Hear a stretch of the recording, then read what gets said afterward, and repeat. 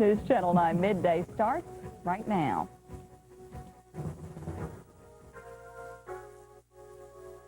You're watching News Channel 9, WTVC Chattanooga.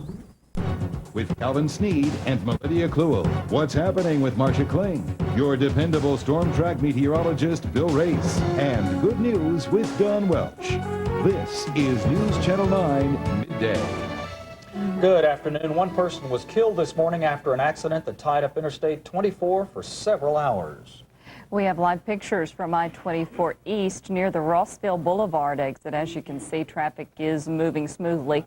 Earlier this morning, traffic came to a stop after a tractor trailer and a car collided. The truck rolled over on top of the car. The driver of the car was killed. The truck's driver was taken to Erlanger Medical Center. Police have not found a cause of the crash, and so far no names have been released. Tennessee's Attorney General wants a morning commuter on I-24. Chattanooga police are still investigating an early morning accident that has left one man dead and another hospitalized. A little while before 4:45 this morning, police got a call to a wreck on I-24. This is what police and emergency workers saw this morning when they arrived at I-24 eastbound near the Rossville Boulevard.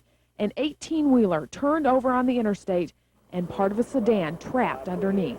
A man on his way to Nashville was following the semi and saw what happened. I remember seeing the taillights to the car, and then the car apparently sped up because I didn't see the taillights anymore.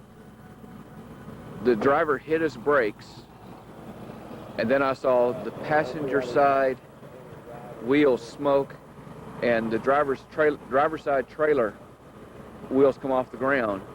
And it was more or less in slow motion from that point on as the trailer just seemed to walk out across the interstate. The driver of the tractor trailer was taken to Erlanger for treatment, but the driver of the sedan was pinned inside the vehicle. Emergency workers tried to free the driver, but he died in the crash. The names of the drivers have not yet been released. Traffic is flowing again on I-20. Erosion created the windows. Good evening and thanks for joining us. I'm John Pless. Bob Johnson has the day off. If all goes as planned, Tennessee death row inmate Robert Glenn Coe will be dead in about 9 hours from now. And then he would become the first inmate executed in Tennessee in 40 years. Coe raped and murdered 8-year-old Carrie Ann Medlin by the Supreme Court, which says an inmate has to be able to understand his punishment. I got peace like a river in my soul. Meanwhile, more than a dozen death penalty protesters have been arrested outside the governor's mansion in Nashville. They're protesting tonight's execution of Robert Glenn Coe. Governor Don Sundquist has refused a clemency request. Demonstrators sat in front of the gates for 4 hours, chanting and singing. When they refused to move, they were arrested. Coe was given the choice of either being executed in the electric chair or being put to death by lethal injection. He didn't make a choice. Start this morning at the governor's mansion. They were appealing to the governor to grant clemency. They wanted to make a statement, and it turned out the governor was not there. 18 of those protesters were arrested, though, for blocking the entrance of the mansion. Once again, a number of protesters up and down this, well, in this neighborhood right here. And Weakley County Sheriff Michael Wilson vividly recalls that day 21 years ago when Carrie Medlin was abducted from this church parking lot. She was pedaling around the neighborhood on the bicycle she'd gotten for Christmas. By chance, Robert Coe drove by the church and lured the girl into his car. most of the people in Greenfield were looking somewhere. Search parties canvassed the small town, hoping to find Carrie alive. Right about here, right in here somewhere. The next day, down this secluded gravel road, just 2 miles from Carrie's home, deputies made the haunting discovery. She basically looked like just a doll laying there, you know, what it looked like. Charlie Pendergrass was one of the first deputies to arrive. She's laying there. He put her hands back down by her side and fixed her little dress down there. Blood is squirted all up in there. And I don't know, it just, one of the most horrible things I guess a person could see. Statement being taken from Robert Glenn Coe, spelling C-O-E. In an audio-taped statement and a written confession, Robert Coe described what happened and what Carrie said to him as she died. Robert, did you intend on killing her when you went out there? No, sir. I'm just going to make her get in the car and watch me. Watch you masturbate? Yes, sir. What did she say about you doing this? She said that God loves me.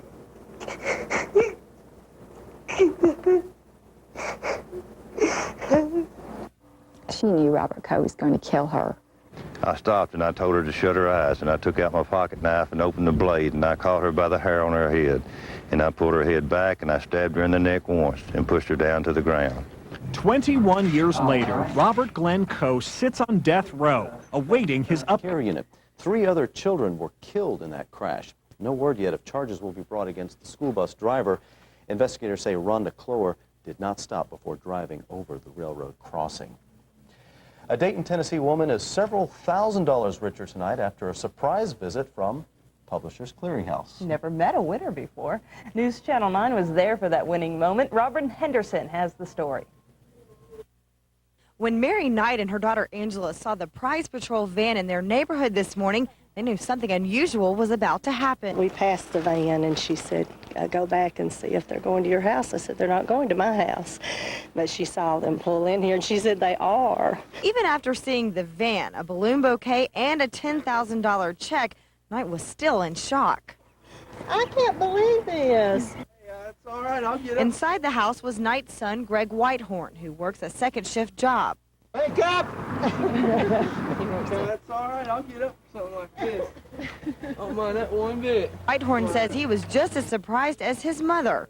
I always told me it would, and I told her she's crazy. Look, there it is. Is this a dream or what? It's real, it's real. Amazingly, it was somewhat of a fluke that the women were home. They were supposed to be gone for the day. Where were you going? Chattanooga. Shopping? Yeah. We're definitely going shopping now. But don't count on Knight to make that shopping spree too extravagant. Even in her surprised state, she remained level-headed on how she'll spend her winnings. I don't know yet. Probably pay bills, I guess. And while her family may be a bit biased, son Greg says this couldn't have happened to a better person. I'm so happy for my mom. She's really been needing something like this to happen, and it's just perfect time. Couldn't be better. True enough, it doesn't get much better than this. Robin Henderson, News Channel 9. Publishers Clearinghouse says Knight sent in dozens of entries, but the winning entry came just weeks ago. You know, it goes to show you, I guess sometimes people really do win. That's really nice, and she needed it, according to her son, so Pay that's bills. even better. I Yeah. hope she gets at least some of that money to spend on something Go get a fun. massage. There you go. Yeah. Neil Pascal says that nip in the air we've been experiencing will... She said, go back and see if they're going to your house. I said, they're not going to my house. But she saw them pull in here and she said, they are. So I was really, really shocked. Well, Knight's daughter says she wants to go shopping with the cash. Mrs. Knight says she has other plans for that $10,000. And she's in charge. She won it. Yeah, she won it. She can do what she wants to. That's with it. right. Well, up next, a few surprises for those of you who stay away from weightlifting. Well, Tanya Gibson. Prosecutors hope his sentence sends a strong message to the rest of society. 1-year anniversary of the school shooting in Littleton, Colorado. Gunfire rings out in Detroit, Michigan this morning, this time at an apartment high-rise. We'll have that story and tell you how local law officers are trying to make the Chattanooga area safer. Thanks for watching News Channel 9 at 5:30. I'm Katrina Owens. And I'm Calvin Sneed.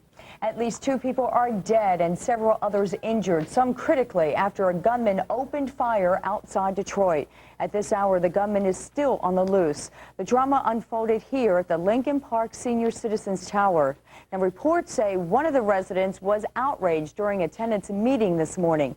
He began firing at the targets in the apartment building's management office with a rifle. Later, police say the man took up positions on various floors, but is now believed to be in an apartment in the building. 2 people are dead and at least 2 others injured. Authorities say the injured are in critical condition. 2 students at a high school in South Carolina are out of class and in jail. They're accused of plotting a deadly bomb threat against their school. The two ninth graders were arrested yesterday in Aiken, South Carolina, about 10 miles from Augusta, Georgia. Authorities say the students plan to blow up the Midland High School this coming Thursday, which is the first anniversary of the Columbine school shooting in Colorado. The unidentified teenagers have been taken to a juvenile detention center in Columbia, South Carolina. Officials have told the parents of the school's 1,300 students that the situation is under control. Stolen from a neighbor's house. Because he told his mom about the discovery right away, the Dalton Police and the Red Cross honored James with certificates of recognition today. We'll have more on that story coming up tonight on News Channel 9 at 6. We've actually gathered a lot of troopers there in anticipation. There's been a steady stream of activity here at the Riverbend prison today. It seems like deja vu to a lot of people.